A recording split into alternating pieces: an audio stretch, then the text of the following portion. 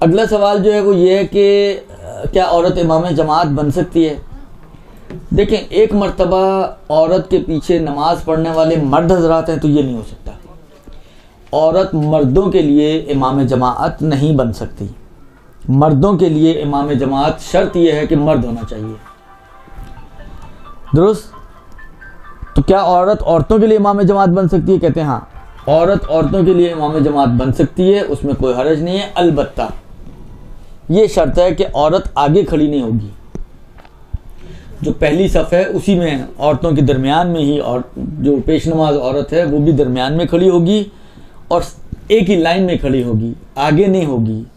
تو اس میں کوئی حرج نہیں ہے. پھر عورت اگر اس کے اندر باقی شرائط موجود ہے تو جماعت عورتوں کو پڑھا سکتی ہے. برحمتك يا أرحم الراحمين وصلى الله على محمد وآله